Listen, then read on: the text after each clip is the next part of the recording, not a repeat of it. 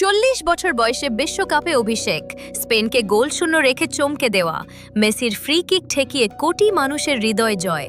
আর এখন গুঞ্জন উঠেছে ইন্টার মায়ামিতে যেতে পারেন এই গোলরক্ষক। কে এই ক্যাপ ভার্দের কিংবদন্তি গোলকিপার ভোজিনহা? চলুন পুরো গল্পটা জেনে নেওয়া যাক। মূল অংশ বন্ধুরা, ক্যাপ ভার্দের গোলরক্ষক জোসিমার ভোজিনহা দিয়াস এবারের 2026 বিশ্বকাপের অন্যতম বড় চমক হয়ে উঠেছেন। বিশ্বকাপে নিজের প্রথম ম্যাচ খেলতে নেমেই তিনি এমন একটি পারফরম্যান্স করেন যা পুরো ফুটবল বিশ্বকে অবাক করে দেয়।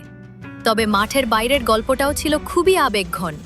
বিশ্বকাপে ছেলের অভিষেক ম্যাচ দেখতে যুক্তরাষ্ট্রে আসতে পারেননি ভোজিনহার মা। ভিসা জটিলতা, $185 আবেদন ফি এবং কিছু ভ্রমণকারীর জন্য $5,000 থেকে $15,000 রিটার্নেবল বন্ডের কারণে তিনি স্টেডিয়ামে থাকতে পারেননি। এই খবর প্রকাশ্যে আসার পর ভোজিনহা আবেগে কেঁদে ফেলেন। পরে সুখবর আসে, অবশেষে তার মায়ের যুক্তরাষ্ট্রের ভিসা অনুমোদন হয়েছে। অর্থাৎ এখন তিনি ছেলের বিশ্বকাপের ম্যাচ সরাসরি গ্যালারিতে বসে দেখতে পারবেন। এবার আসা যাক তার পারফরম্যান্সে। বিশ্বকাপের অন্যতম ফেভারিট স্পেনের বিপক্ষে ক্যাপ ভার্দে 0-0 ড্র করে, আর সেই ম্যাচের নায়ক ছিলেন ভোজিনহা। অসাধারণ সব সেভ করে তিনি স্পেনকে গোল করতে দেননি। সেই ম্যাচের পর তার জনপ্রিয়তা আকাশ ছোঁয়া হয়ে যায় এবং সামাজিক যোগাযোগ মাধ্যমে লাখ লাখ নতুন অনুসারী যোগ হয়। এরপর আসে আর্জেন্টিনার বিপক্ষে রোমাঞ্চকর ম্যাচ। যদিও ক্যাপ ভার্দে অতিরিক্ত সময়ে 3-2 গোলে হেরে যায়, কিন্তু ভোজিনহার পারফরম্যান্স ছিল অসাধারণ। পুরো ম্যাচে তিনি করেন 8টি গুরুত্বপূর্ণ সেভ, এমনকি লিওনেল মেসির একটি দুর্দান্ত ফ্রি কিকও ঠেকিয়ে দেন তিনি। এই পারফরম্যান্সের পর থেকেই ইউরোপ ও আমেরিকার বিভিন্ন গণমাধ্যমে খবর ছড়িয়ে পড়ে যে ইন্টার মায়ামি নাকি এই অভিজ্ঞ গোলরক্ষকের প্রতি আগ্রহ দেখাচ্ছে।